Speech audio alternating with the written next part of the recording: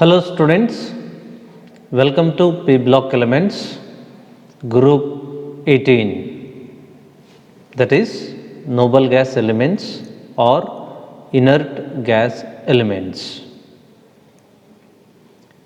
So in group 18 elements we have helium, neon, argon, krypton, xenon and radon. So these are group 18 elements. So in group 18 what we have? We have element helium with atomic number 2, neon with atomic number 10, argon with atomic number 18, krypton with atomic number 36, xenon with atomic number 54 and the last one, the radioactive element radon with atomic number of 86. Occurrence. Noble gases always occur in free state in the nature. The main source of noble gas is atmospheric air. The most important source of noble gases is atmosphere, where they are present to an extent of about 1% by volume of air. And in atmosphere, the major constituent in noble gases is argon. Helium makes up to 23% by mass of universe and sun. The main commercial source of helium is natural gas. Students, from this group 18, they ask one mark question, and generally they ask question like, what is the commercial source of helium? Name the major constituent of atmospheric air as far as noble gases are concerned. So that type of question they ask, you have to prepare for questions of that type. Argon is formed by electron capture of potassium. Its world production is over 7 into 10 to the power 5 tons annually.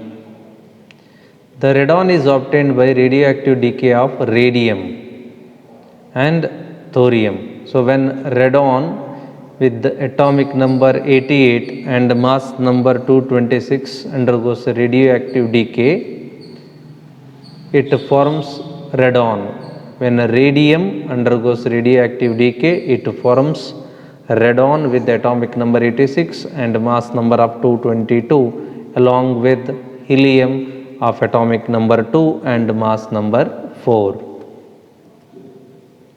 The longest lived isotope of radon is 226 radon. It has a half-life of 3.8 days. Now let us see electronic configuration. So we have elements helium, neon, argon, krypton, xenon, radon, and these are the symbols of the elements helium, neon, argon, krypton, xenon, radon, and these are the respective atomic numbers. Helium has electronic configuration of 1s2, where neon 1s2, 2s2, 2p6, argon has the outermost shell electronic configuration of 3s2, 3p6, like that.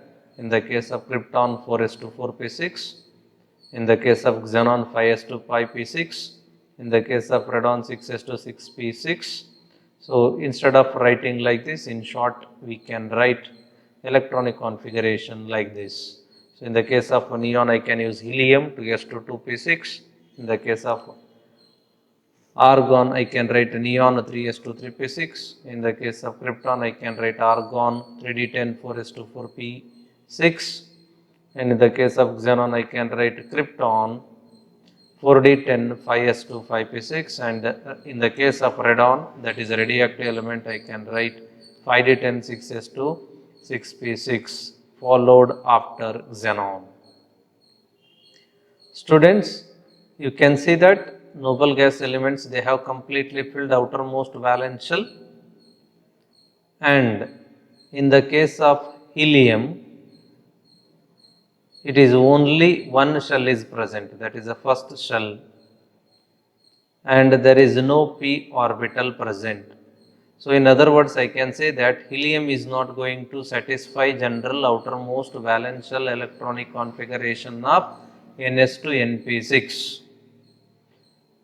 So all elements they are going to satisfy outermost valence shell electronic configuration of Ns to Np6 except helium due to absence of p orbital in the valence shell.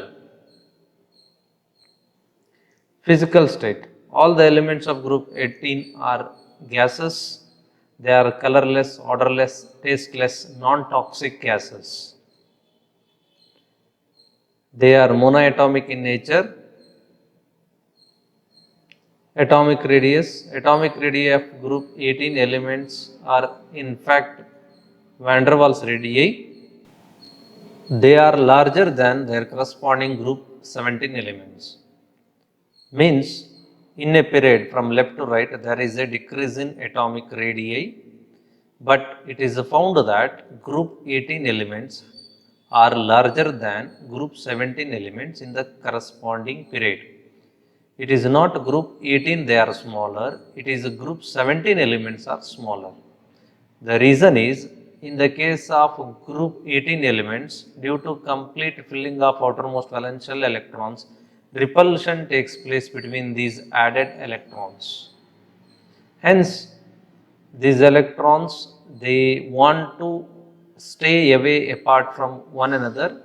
That's why there is a slight increase in the size. So this is due to increased electronic repulsion between the completely filled valence shell in the case of noble gas elements. And as we go down, you know that there is an increase in the atomic size from helium to radon due to increase in number of shells. Ionization enthalpy. Group 18 elements have very high ionization enthalpy because they have completely filled outermost valence shell with the electronic configuration of Ns to Np6. So removing electron from that completely filled Ns to Np6 is very difficult task. These elements possess very high value of ionization enthalpy due to their very stable closed shell electronic configurations. A large amount of energy is required to remove an electron from the outermost valence shell. This enthalpy of each noble gas is highest in its corresponding period. And as we go down the group, you know that ionization enthalpy decreases because increase in the size. As size increases, outermost valence shell electron experience less attraction from the nucleus, and removing those electrons is going to be easy task. Electron gain enthalpy. Due to their very stable closed shell electronic configuration, these elements have no tendency of accepting any electrons. Electron gain enthalpy, I hope that you know, means amount of energy released when an electron is added to outermost valence shell of an isolated gaseous atom. But in the case of noble gases, due to completely filled outermost valence shell with Ns to Np6 electronic configuration, they have no tendency of gaining electron. Indeed, they show positive electron gain enthalpy. That means by supplying energy, you have to add electrons.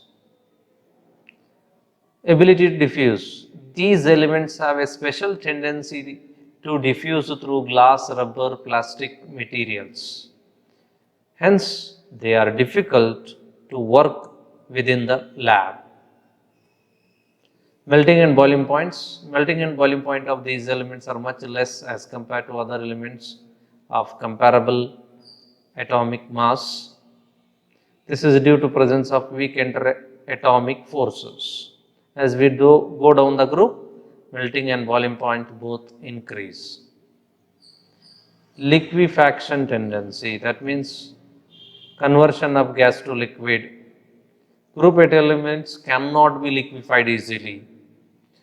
Simple reason, there is no attractive force between the atoms of group 18 elements. So that's why you cannot bring easily them close to one another to form the liquid. This is because van der Waals forces existing in liquid state are very weak. As we go down the group, van der Waals forces increase due to increase in the size. Hence, the liquefaction temperature decreases. liquefaction tendency increases or liquefaction temperature decreases. Solubility in water. Noble gases are slightly soluble in water. Their solubility is due to dipole-induced dipole interactions. As the size increases, ease of polarization increases, hence there is increase in the solubility. So down the group, solubility increases. Chemical trends. Group 18 elements do not show chemical reactivity under ordinary conditions. So that's why they used to call by the name noble gases or inert gases.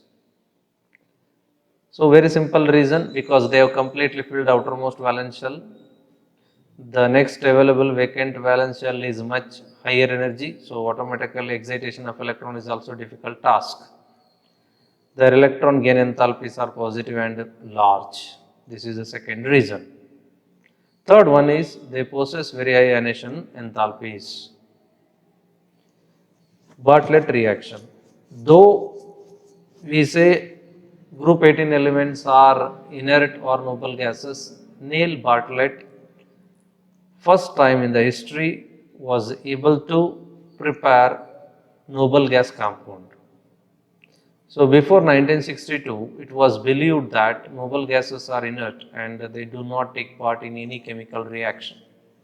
It is in the year 1962, Neil Bartlett demonstrated first time in the history and prepared first chemical compound of noble gas. He observed that oxygen was oxidized by platinum hexafluoride to form O2 plus platinum hexafluoride minus.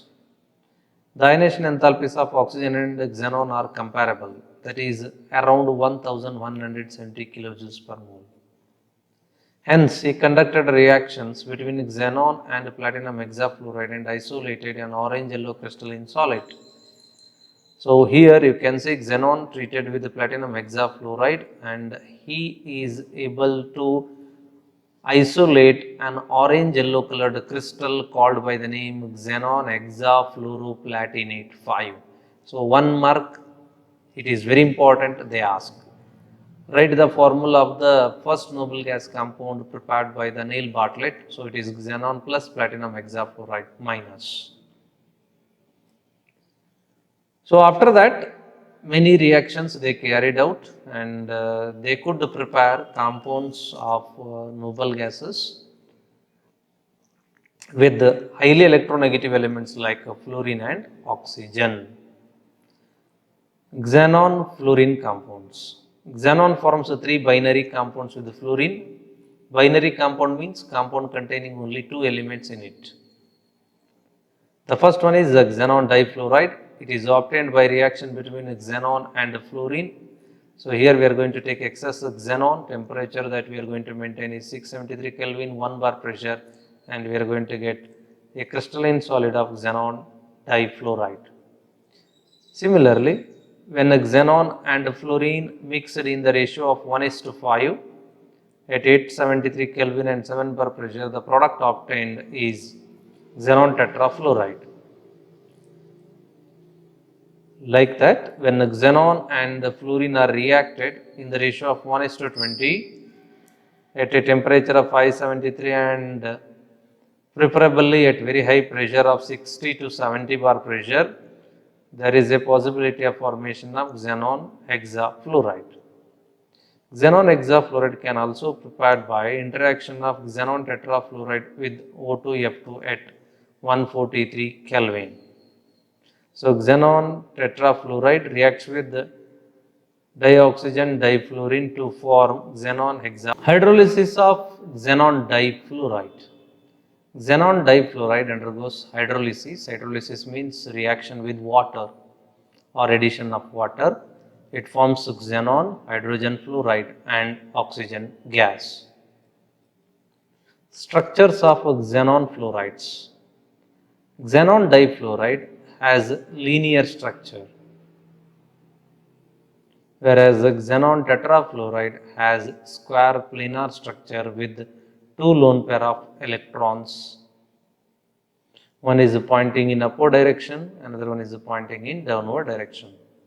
whereas xenon hexafluoride has a distorted octahedral structure with one lone pair electrons. Xenon fluorides react with fluoride ion acceptors to form cationic species, whereas they react with the fluoride ion donors to form fluoroanions.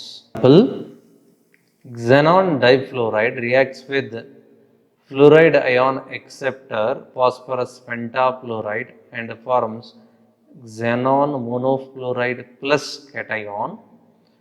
So, after accepting fluoride ion, this phosphorus pentafluoride is converted to phosphorus hexafluoride ion. Like that, xenon tetrafluoride reacts with fluoride ion acceptor antimony pentafluoride to form xenon trifluoride cation and antimony hexafluoride anion. So, in this reaction, xenon fluoride is going to react with fluoride ion donor like metal fluoride, sodium fluoride, potassium fluoride, rubidium fluoride, cesium fluoride, etc. to form xenon heptafluoride anion and M plus ion cation.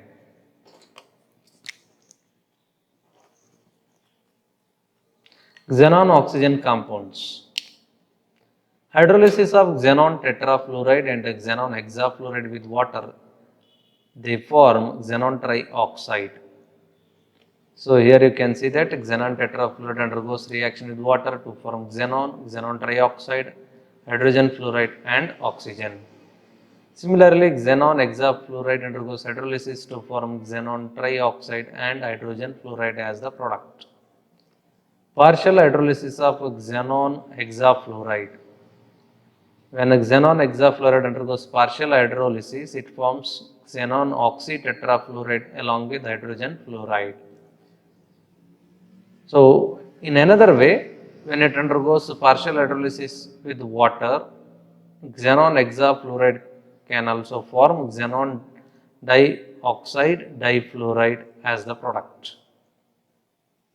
Structure of xenon tetrafluoroxide and xenon trioxide.